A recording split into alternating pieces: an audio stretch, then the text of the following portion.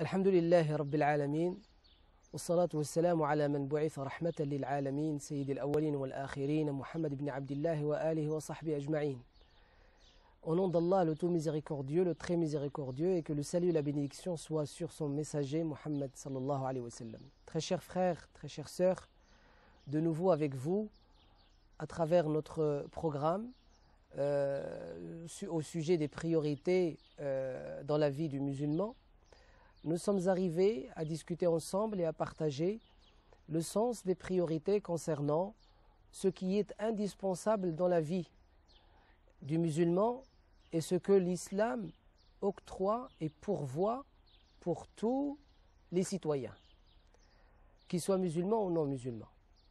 Le premier droit indispensable et qui fait partie bien sûr des fondements des droits de l'homme en islam, ce premier droit, c'est bien sûr l'acte indispensable dans la vie qui est le fait d'avoir le droit à la religion, droit à la confession ou à l'irreligion et la non-confession. C'est ce qu'on appelle la liberté de conscience. Deuxièmement, le droit d'avoir bien sûr la vie. Troisièmement, on a dit le droit d'avoir recours à la science et à la connaissance et au savoir, que ce soit pour les hommes comme pour les femmes. Et le prophète sallallahu alayhi wa sallam est explicite là-dessus lorsqu'il dit Al-ilmu faridatun ala kulli muslimin wa muslima. La science et la quête de la science est une obligation pour tout musulman et musulmane. Aussi, le droit d'avoir des biens, la possession de biens, de travailler, de s'enrichir. Cinquièmement, le droit d'avoir des enfants. Ça, c'est un droit que l'islam pourvoit pour tous les êtres humains. Aussi, le droit d'avoir la dignité et qu'on ne touche pas à sa dignité. Tous ces droits, nous les verrons lorsqu'on va traiter le sujet des droits de l'homme et les priorités dans les droits de l'homme en islam. Quant à cet instant même, nous allons commencer un sujet qui est très important. Ce sujet, c'est les priorités dans le culte et l'obéissance pour le musulman. Ces priorités sont les suivantes. Priorité à ce qui est canonique, obligatoire. Puis, après ce qui est canonique et obligatoire dans le culte et l'obéissance à Allah subhanahu wa ta'ala, les actes cultuels volontaires, dits surrogatoires. Troisièmement, ce sont les vertus qui sont liées aux 5 piliers de l'islam. Et ça, c'est par priorité, bien sûr. Alors, prenons d'abord le sujet de l'acte obligatoire lui-même, c'est-à-dire le devoir du musulman vis-à-vis d'Allah subhanahu wa ta'ala. Ces devoirs sont en priorité basés sur le pilier principal du culte musulman, le pilier principal de la vie cultuelle de tout musulman. C'est-à-dire que mon islamité, moi et vous, nous qui vivons en tant que musulmans en France ou dans la culture française, nous avons bien sûr un pilier principal de notre vécu, qui est en fait le générateur de l'énergie en nous, cette énergie spirituelle. C'est la relation avec Allah subhanahu wa ta'ala à travers, par exemple, la salat, le pilier principal. Et salat en langue arabe veut dire as-sila. As-sila, c'est-à-dire le lien entre ce qui est horizontal et ce qui est vertical. Le lien entre la créature et le Créateur, gloire à lui. Et la salat, bien sûr, a des actes obligatoires et des piliers. Et ces actes obligatoires sont par priorité, bien sûr. Alors lorsqu'on regarde, la salat ne peut être effectuée sans ablution. Et les actes obligatoires dans les ablutions sont mentionnés dans le verset 6 de la sourate 5. Premier acte, c'est avoir l'intention d'effectuer la prière. Deuxième acte, c'est conclure l'intention de faire les ablutions pour la salat, pour la prière. Troisième acte, c'est bien sûr utiliser l'eau pour les ablutions, car l'eau elle est considérée comme moyen pur qui purifie. At-tahuru al-mutahhiru. Et dans les eaux, bien sûr, il n'y a pas de divergence entre les ulama de l'islam entre l'eau potable et l'eau salée, l'eau de mer. Toutes les deux sont considérées des eaux. Et le prophète sallallahu alayhi wa sallam, au sujet de l'eau de mer, il a dit huwa at-tahuru ma'uhu al-hillatu maytatuhu. L'eau de mer, elle est pure en tant qu'eau elle-même, pour bien sûr purifier, et aussi la bête morte dans cette eau, elle est aussi bien sûr pure et elle peut être consommée sans aucun doute, et c'est le poisson, bien sûr, sans aucun doute. Et le poisson, bien sûr, on n'a pas à l'immoler lorsqu'on le pêche. On ne l'immole pas parce qu'il est déjà pur. Il sort de la terre, il sort de la mer, pardon, en étant pur, et on le laisse mourir jusqu'à ce que il meure et puis on se nourrit avec. Alors l'eau, elle est utilisée pour les ablutions. Quatrième acte, c'est le fait de laver obligatoirement le visage. Et le visage, il a des limites. Les limites des cheveux, les limites des oreilles et les limites de la barbe pour les hommes jusqu'à la gorge. Pour les femmes, c'est pareil que la limite de l'homme, et on sait très bien que, en général et normalement, la femme n'a pas de barbe. Mais son visage, il va en dessous jusqu'à la gorge. Tout ça, c'est considéré, le menton est considéré dans le visage, et donc l'eau, il faut obligatoirement qu'elle mouille toute cette partie-là de notre tête. C'est notre visage. Aussi, après donc cet acte-là, il y a l'acte de laver les avant-bras jusqu'au coude. Les avant-bras jusqu'au coude. Et là, il n'y a pas d'obligation d'ordre. C'est-à-dire, on n'est pas obligé de commencer par la droite et après la gauche. Mais c'est une sunna de commencer par la droite et après la gauche. Par contre, si quelqu'un il a commencé par la gauche et après il a fait la droite, ça n'annule pas ses ablutions.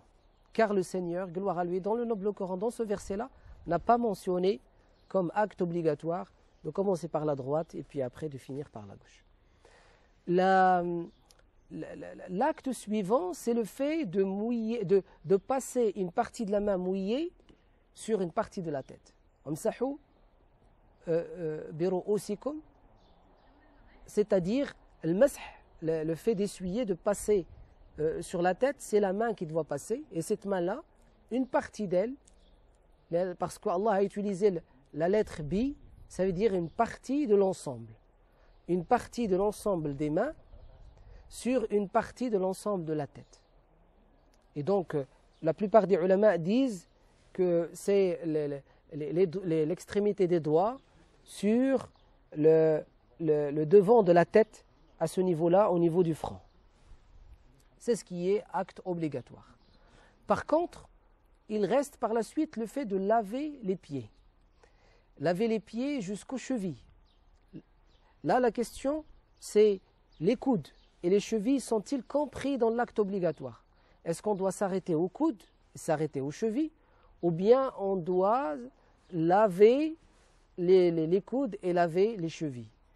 Al-ahwat, disent les ulama, un certain nombre de savants, ils disent le mieux serait de faire quoi? De laver les coudes et laver aussi les chevilles, puisque Allah Azza wa Jalla, il dit jusqu'aux coudes et jusqu'aux chevilles. Et donc les coudes et les chevilles sont compris dans l'acte de lavage de l'avant-bras ou bien du pied. Donc cette action elle-même, elle est prioritaire, elle passe avant d'aller vers autre chose. Ce qui est après, c'est le fait bien sûr d'accomplir la salat. Mais restons encore dans les ablutions.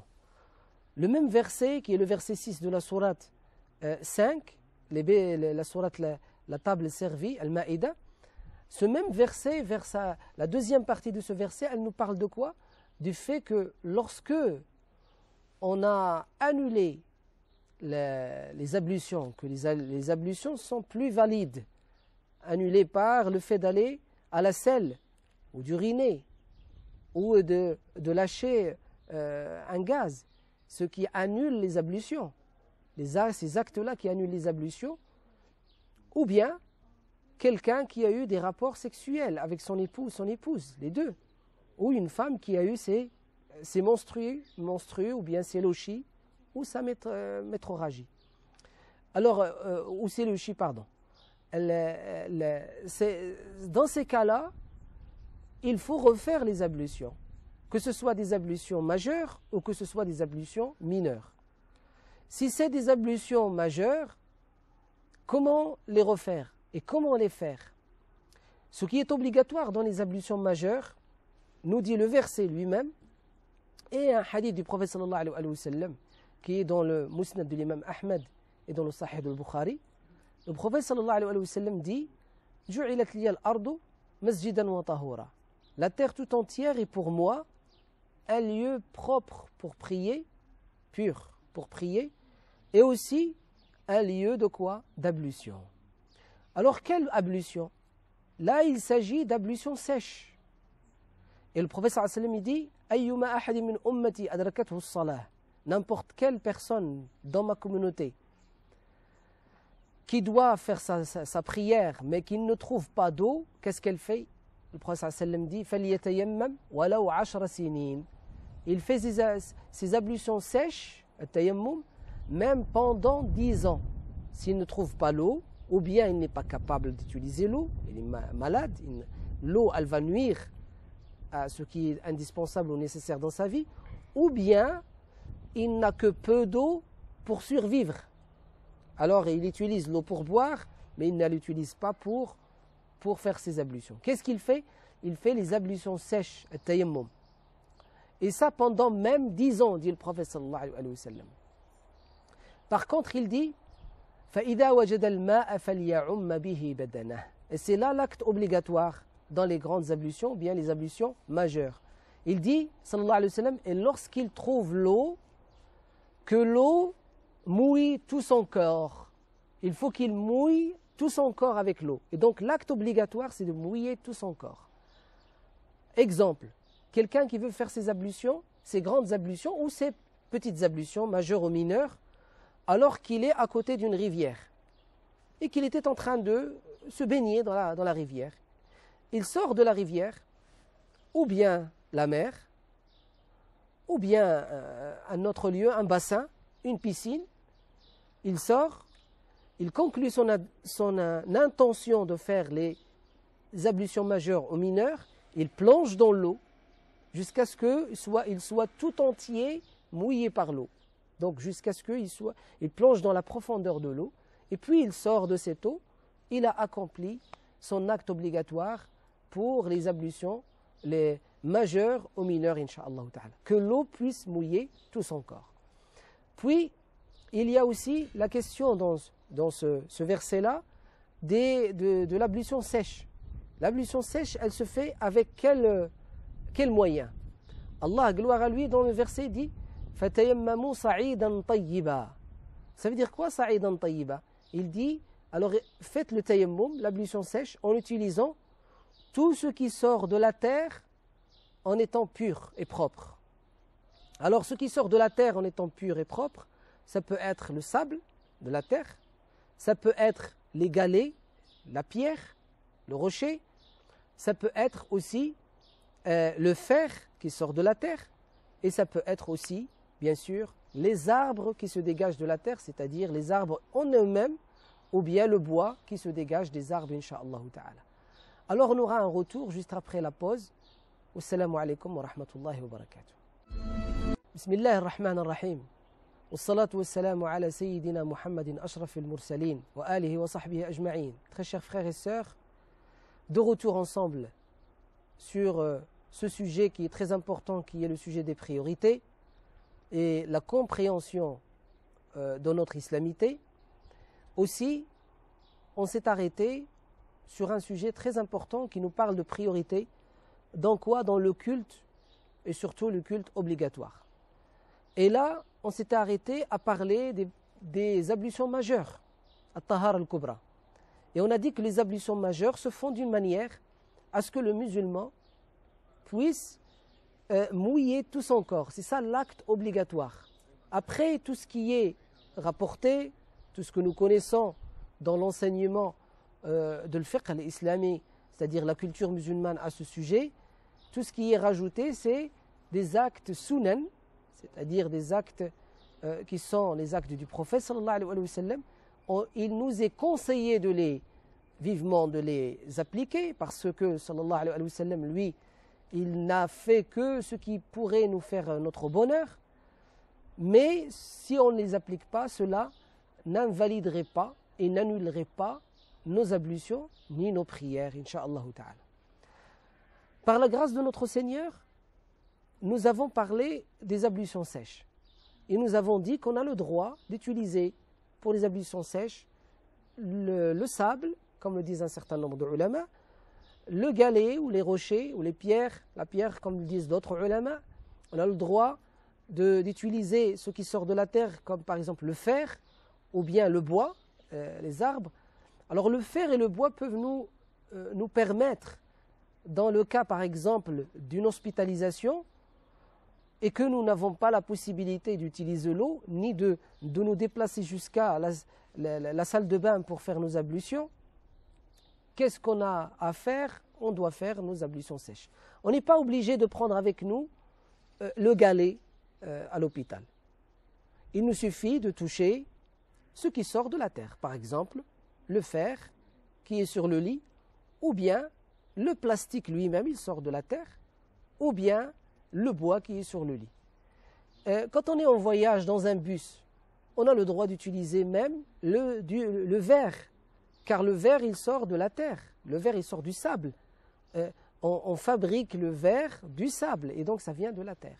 Le verre par exemple de la fenêtre du bus ou bien de la voiture dans laquelle nous nous trouvons, ou le train, on peut l'utiliser si on n'a pas d'autres moyens pour faire nos ablutions, incha'Allah ta'ala, et appliquer notre prière.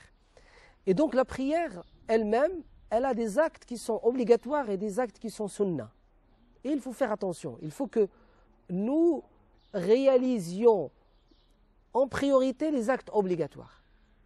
Les actes sunnah n'annulent pas notre prière. Donc il faut faire très attention, c'est ce qui causerait l'annulation et l'invalidité de la prière, c'est sur cette chose-là qu'il faut se focaliser et qu'il faut essayer d'être parfait, Inch'Allah, et perfectionner notre action.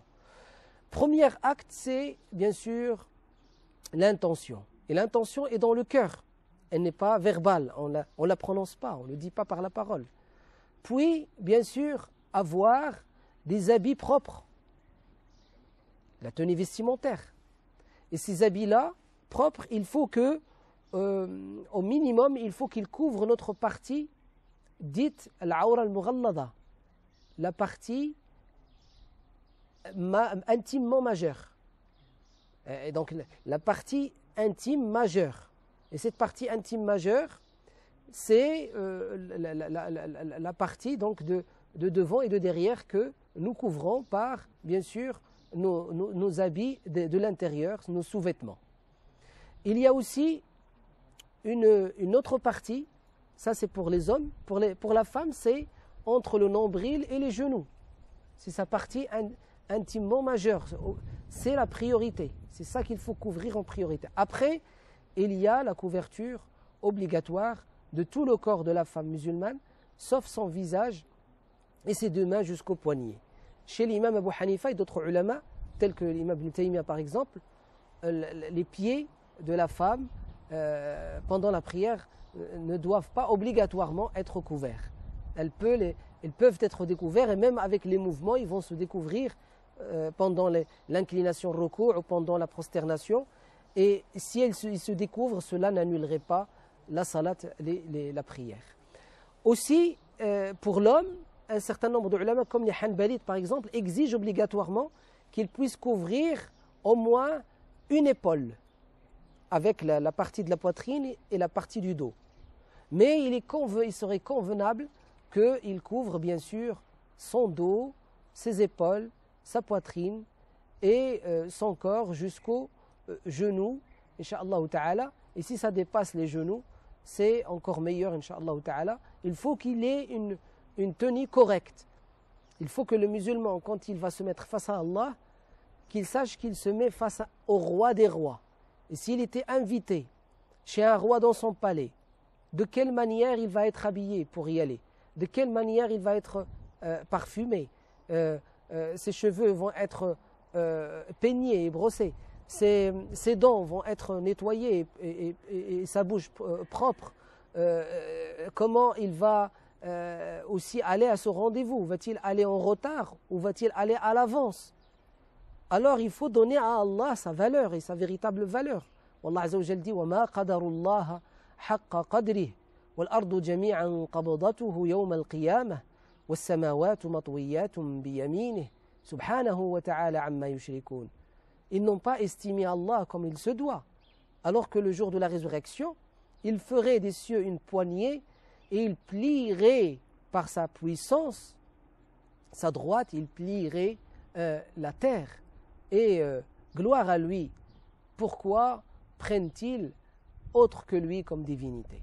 Et donc Allah subhanahu wa ta'ala a sa valeur. وَمَا قَدَرُ اللَّهَ حَقَّ قَدْرِهِ مَا قَدَرُ اللَّهَ حَقَّ قَدْرِهِ يَا أَيُّهَا النَّاسُ ضُرِبَ مَثَلٌ فَاسْتَمِعُوا لَهُ.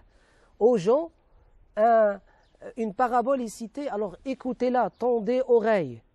إِنَّ الَّذِينَ تَدْعُونَ مِن دُونِ اللَّهِ لَن يَخْلُقُوا ذُبَابًا وَلَوِ اجْتَمَعُوا لَهُ.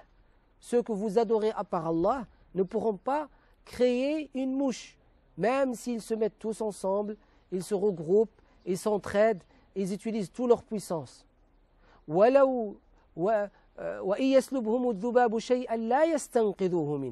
Et si la mouche leur vole et leur prend quelque chose de leur nourriture, ils ne peuvent pas le récupérer.